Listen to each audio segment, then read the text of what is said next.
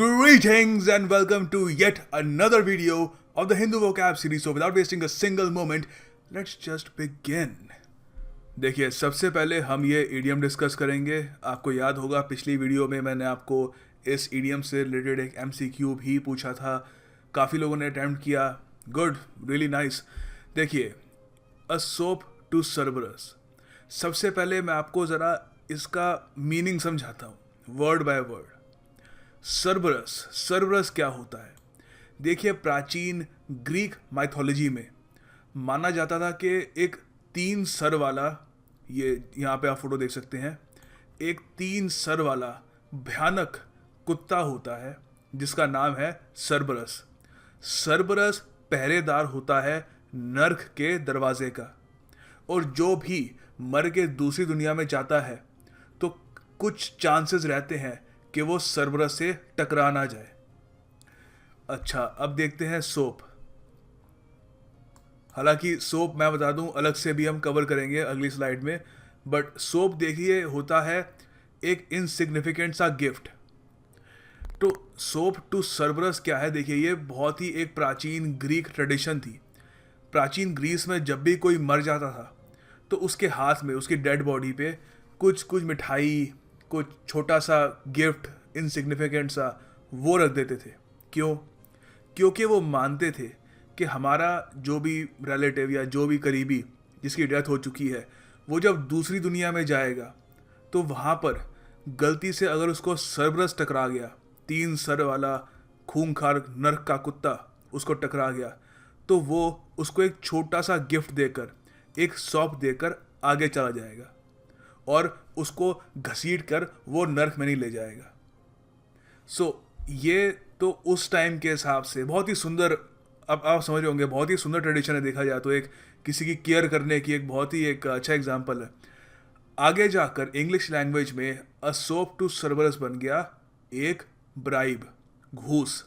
तो यहाँ पर हम इसको सेंटेंस में भी यूज़ कर सकते हैं. ये पैसा आप मुझे क्या ऑफर कर रहे हो? A sop to Cerberus so that I don't tell anyone about your evil deeds. तो यहाँ पे एक सेंटेंस के रूप में एक आदमी कह रहा है कि आप मुझे ये पैसे को दे रहे हो, ये क्या है? सोप टू सर्बरस, ताकि यहाँ पर ये कह रहे हैं आप एक मुझे रिश्वत दे रहे हैं.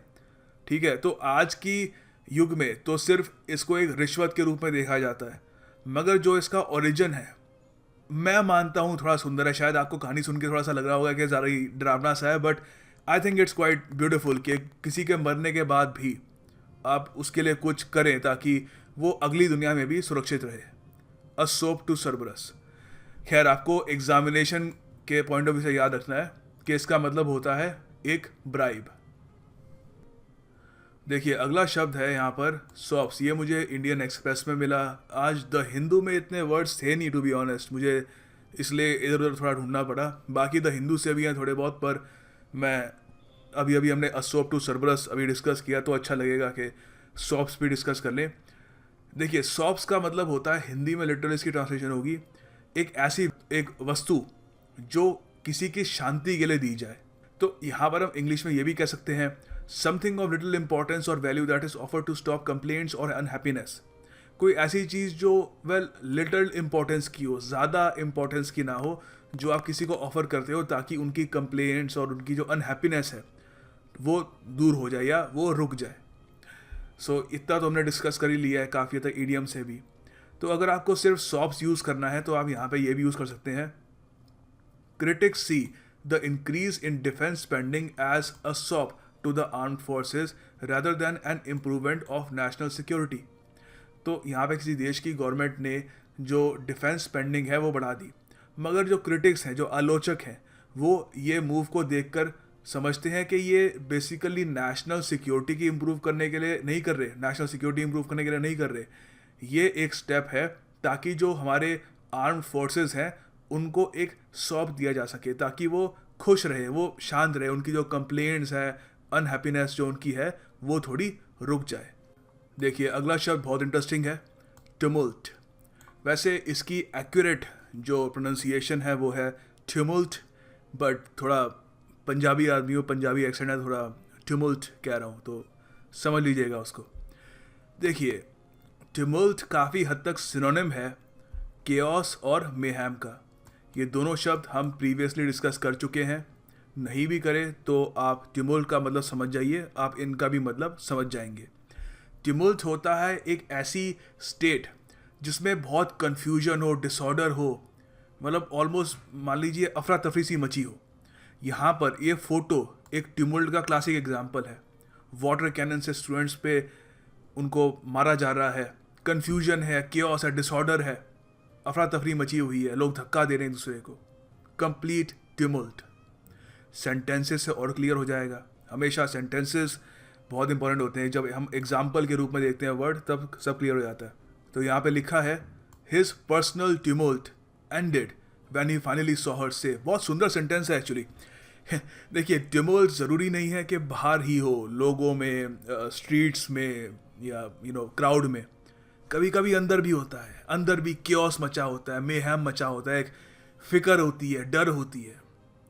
तो यहाँ पर कह रहे हैं कि उसका पर्सनल टिमुल्ट ख़त्म हो गया जब उसने उसको सेफ देखा। कोई भी हो सकती है, बहन भी हो सकती है, बहन ही होगी जो कहीं पे मतलब शी वॉज अनसेफ और उसे उसने सेफ देखा, तो उसका जो अंदर का टिमुल्ट था, एक क्योस सा मचा हुआ था अंदर, कन्फ्यूजन सा था, डिसऑर्डर था, वो थम गया। हम ये भी कह सकते हैं on the brink of an internal war the small country actually, the small country has never experienced such tumult in its 100-year history। Simple सा सेंटेंस है कि 100 साल की हिस्ट्री में उस छोटे से देश ने इतना टिमुल्ट नहीं देखा, क्योंकि वो इंटरनल वॉर की कगार पर है। तो याद रखिएगा, एग्जामिनेशन पॉइंट ऑफ व्यू से केओस, टिमुल्ट, मेहम सब भाई भाई हैं। क्वेश्चन इनसे आने की प्रोबेबिलिटी काफ़ी हाई है। भाई भाई हाई राइम करता है। Anyway, make sure you remember this, इसको कहीं पे लिख लेना, काफ़ी इंपॉर्टेंट है। देखिए, अगला शब्द है श्रग ऑफ। बहुत इंटरेस्टिंग वर्ड है। यहाँ पर द हिंदू में इन्होंने यूज़ किया है, एक आर्टिकल का जो टाइटल है उस पर लिखा है auto firms shrug off demonetisation blues.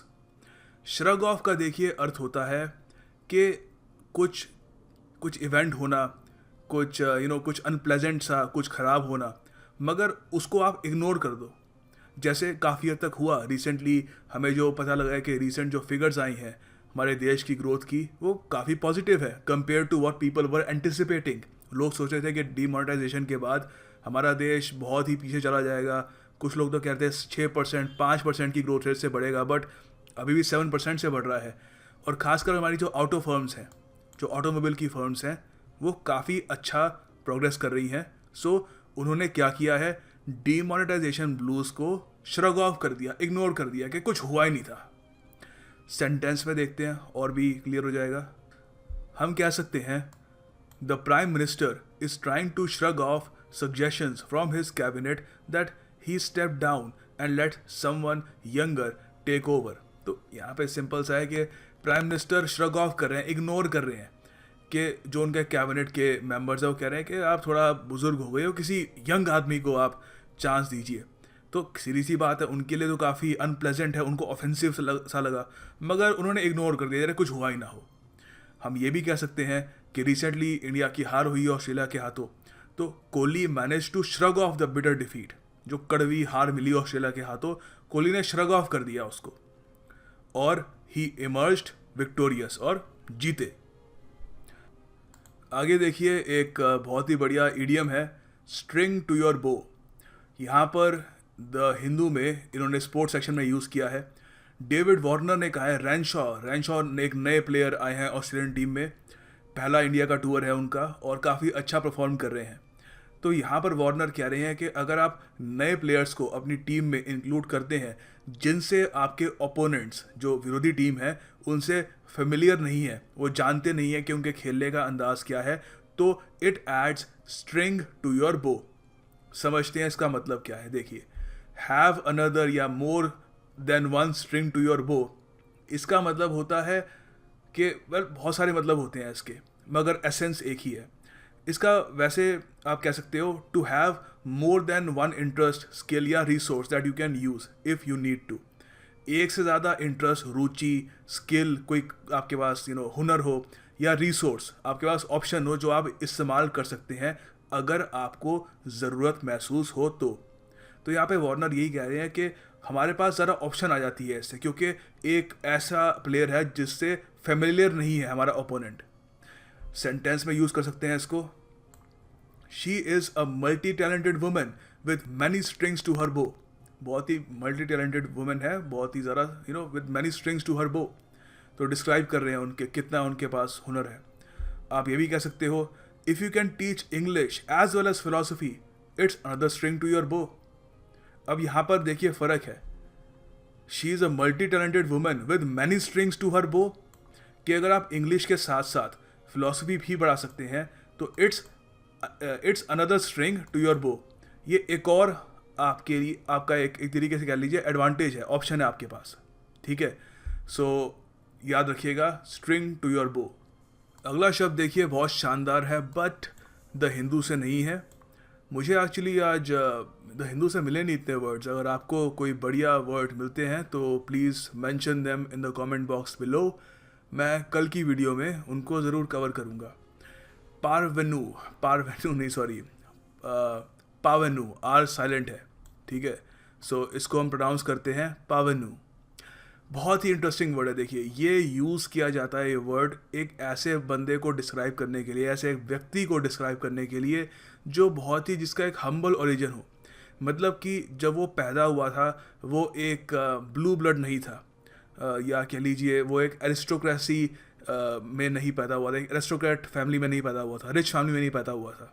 उसने धीरे धीरे आगे बढ़कर वेल्थ खुद गेन करी और धीरे धीरे एक सेलिब्रिटी भी बन गया। ये वेल्थ, फेम वगैरह, शोहरत सब उसने गेन करी, मगर उसको सोसाइटी रिस्पेक्ट से नहीं देखती।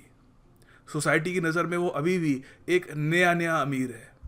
ये काफ़ी हद तक होता है हाई सोसाइटी में, जब कोई आदमी अपना सोशल सर्कल ब्रेक कर कर वहाँ पर आता है तो जो ऑलरेडी वहाँ पर होते हैं वो उसको अभी भी एज ए न्यू कमर देखते हैं। वो अपने आप को अभी भी एक एलिटिस्ट माइंडसेट से व्यू करते हैं।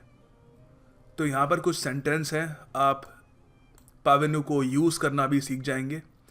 Even though Tushar married into a rich family, he was still considered a parvenu by his bride's snobby family. snobby क्या होते हैं वो भी अगली स्लाइड में बताऊंगा अभी आपको। तो हालांकि उसने एक अमीर घर में शादी करी, मगर तब भी तुषार को एक पावेनू देखते थे कि ये तो अभी नया नया अमीर बना है, या फिर नया नया इसने अमीर घर में शादी करी है अभी। आप ये भी कह सकते हो, he realized his sudden wealth would not change the fact society's elite saw him as a parvenu और सोशल क्लाइंबर। उसको पता था कि हालांकि उसके पास बहुत सारे पैसे आ चुके हैं, मगर जो ऑलरेडी कई पुश्तों से अमीर हैं, ख़ानदानी लोग जो हैं, वो उसको अभी भी एक पावेनू की नज़र से देखेंगे और उसको वो इज्जत नहीं देंगे जो वो बाकी अपने फेलो एलिट लोगों को देते हैं। देखिए, अगला शब्द है स्नॉबी। हमने वहाँ पर स्नॉबी पढ़ा, हम यहाँ पर स्नॉब का मतलब जानेंगे। स्नॉब क्या होता है? काफ़ी हद तक पावेनू का जो हम अर्थ डिस्कस कर रहे थे, आई थिंक काफ़ी हद तक इसका जो एसेंस है इस शब्द की आप समझ गए होंगे, तब भी समझा देता हूँ। ये देखिए, वो लोग होते हैं जो मानते हैं कि जो उनके फेलो हाई क्लास के लोग हैं, हाई सोशल पोजीशन के जो लोग हैं, जिनके पास पैसा है, उन्हीं को वो अपने इक्वल मानते हैं, और जो उनसे थोड़ा बहुत सोशली भी इन्फीरियर होते हैं उनको काफ़ी उनको लुक डाउन करते हैं, उनको उतनी इज्जत से नहीं देखते, स्नॉबी से होते हैं।